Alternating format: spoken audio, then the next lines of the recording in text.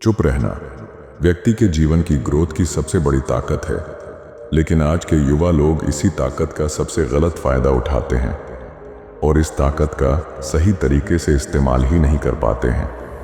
हमेशा इनकी मानसिकता यह होती है कि हर जगह बस मेरा बोलना ज़रूरी है, लेकिन ऐसा नहीं है। जो व्यक्ति यह समझ लेता है कि उसको कहाँ बोलना चाहिए, कहाँ उसको चुप रहना चाहिए और किस जगह पर बोलने से उसको सबसे ज़्यादा फायदा होगा, जिससे वो उसी समय बोले, बाकी समय वो चुप रहे, ऐसी मानसिकता रखने वाला व्यक्ति हमेशा अपने जीवन में आगे बढ़ता है। चुप रहना कम्युनिकेशन स्किल का बहुत अहम हिस्सा है। किसी भी व्यक्ति ने अगर इस स्किल के अंदर महारत हासिल कर ली तो उसको अपने जीवन में आगे बढ़ने से कोई नहीं रोक सकता। चुप रहने से हमको सबसे ज़्यादा फायदा होता है कि इससे हमें मानसिक शांति मिलती है, जिससे हम अपने अंदर के सारे तनाव को कम कर पाते हैं। और आपने एक चीज़ तो सुनी ही होगी ना, कि जब हमारा मन शांत होता है तब हमारे लिए सारे काम आसान होते हैं, क्योंकि व्यक्ति अपने सारे काम अपने मन से करता है।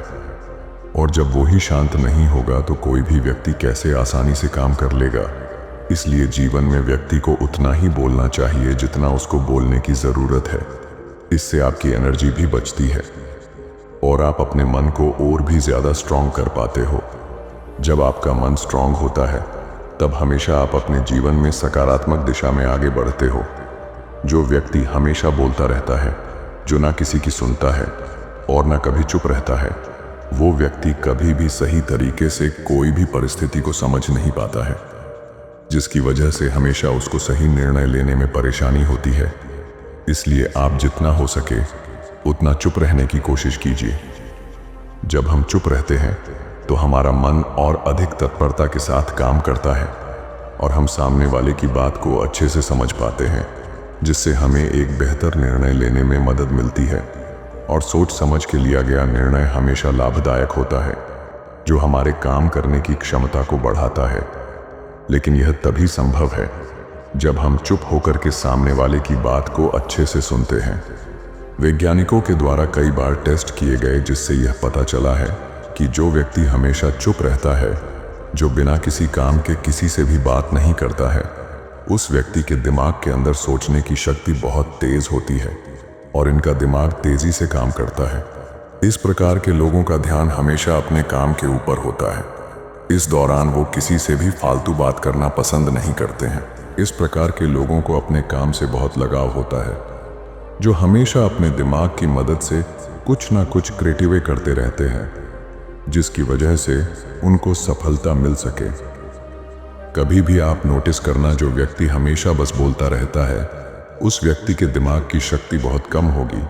उनका ध्यान अपने काम से ज़्यादा बोलने पर रहता है। ऐसे लोगों को अपने जीवन में सफलता हासिल करने के लिए कई मुश्किलों का सामना करना पड़ता है।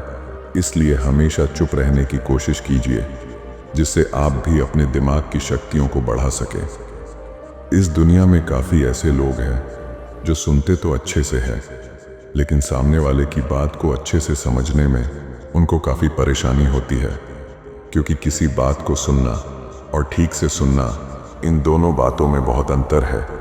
क्योंकि कई बार ऐसा होता है जब सामने वाला व्यक्ति आपसे कुछ कहना चाहता है, लेकिन आप उनकी बात को नहीं समझ पाते हो, क्योंकि आप उनके शब्दों के ऊपर ध्यान देते हो, ना कि उनकी बात के पीछे की भावनाओं को समझते हो कि वो आपको क्या बोलना चाहता है। लेकिन अगर आप चुप रहना जानते हो और गंभीरता से लोगों को सुनना जानते हो, तो आप उनकी बातों को अच्छे से समझ पाते हो और इससे आपके समझने की शक्ति में सुधार आएगा। जब आप चुप रहते हो तो आपके पास बहुत समय होता है सोचने का, और आप जितना अच्छा सोचोगे उतना ही अच्छा आपका चीज़ों को समझने का फोकस बढ़ेगा, जिससे तेज़ी से आपके सुनने की और समझने की शक्ति में सुधार आने लग जाएगा। इस दुनिया में काफ़ी ऐसे लोग हैं जो अपने जीवन में पैसे तो काफ़ी कमा लेते हैं, लेकिन उनका मन कभी भी इमोशनली और मेंटली शांत नहीं रह पाता है। ऐसा इसलिए होता है कि हर दिन आप किसी न किसी बात को लेकर हमेशा बोलते रहते हैं, जिससे आपका दिमाग शांत नहीं रह पाता है। इसलिए जितना आप चुप रहोगे लोगों से, जितना हो सके उतना कम बात करोगे, उतना ही आपका दिमाग शांत रहेगा, जिससे आप इमोशनली और मेंटली अपने दिमाग से हमेशा स्ट्रांग रहेंगे।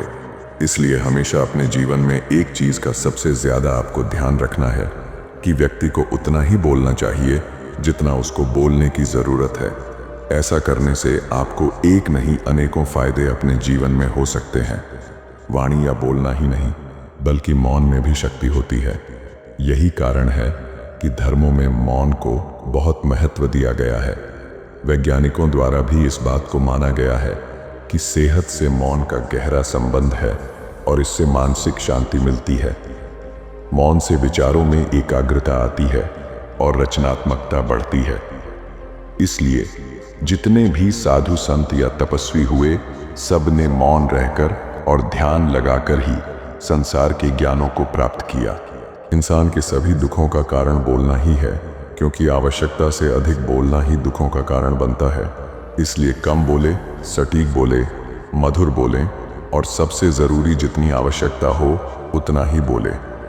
आप सभी ने अपने जीवन में एक कहावत तो सुनी ही होगी, एक चुप 100 को हराए, एक चुप 100 को सुख दे जाए।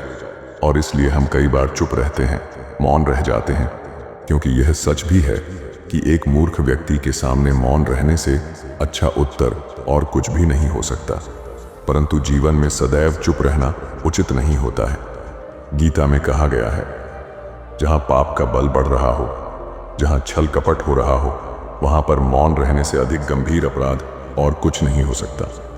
कभी कभी हम सबके जीवन में एक समस्या अवश्य आती है कि हम किसी ताकतवर के समक्ष मौन हो जाते हैं।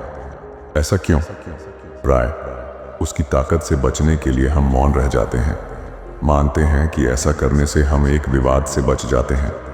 हो सकता है कि एक संघर्ष से भी बच जाते हों, परंतु ऐसा बचाव देर सबेर एक बड़े संघर्ष को जन्म दे देता है।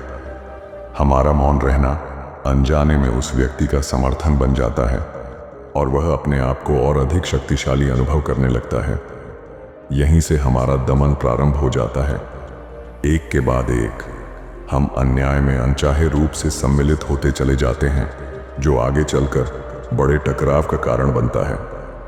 तो फिर इसका तोड़ क्या है? यह समझने के लिए यह जानना आवश्यक है कि ऐसी कौन सी बात है जो विरोध करने से रोकती है। यह सामने वाले की शक्ति तो नहीं हो सकती। यह तो हमारा खुद का डर होता है जो हमें मौन रहने को विवश करता है। क्या हम मन से डर को निकाल कर अन्याय का विरोध नहीं कर सकते? आखिर वह हमारा क्या और कितना बिगाड़ सकता है? सोचिए, ऐसा करने से हमारा मन कितना मुक्त, कितना हल्का अनुभव करेगा। गीता में भी कहा गया है, अन्याय सहना अन्याय करने से ज्यादा बड़ा पाप है। आप जितनी भूख उतना भोजन खाते हैं, जितनी जरूरत उतना कार्य करते हैं, लेकिन क्या आपने इस बारे में कभी सोचा है कि आप कितना बोलते हैं? क्या आप उतना ही बोलते हैं जितनी आवश्यकता है, या अनावश्यक ही सारे दिन बोलते हैं? इस बारे में कभी अकेले बैठकर जरूर सोचिए कि आज आपने दिन भर में कितना बोला, क्या बोला, और सबसे जरूर कि क्यों बोला। इनमें से कितनी बातें जरूरी थीं और कितनी अनावश्यक। सुनने सुनाने के माहौल से निकले बाहर मनुष्य की प्रवृत्ति ऐसी है कि वह अपने मन में चल रही बातों को दूसरों को सुनाना चाहता है और दूसरा भी आपके साथ ठीक वही काम करता है। ये बातें किसी अन्य या तीसरे व्यक्ति से संबंधित हो तो सुनने सुनाने का काम और भी दिलचस्पी से होता है। आप फिर जब कभी भी बैठते हैं तो इन्हीं बातों को फिर से दोहराया जाएगा और फिर से इन्हीं बातों पर विचार करेंगे।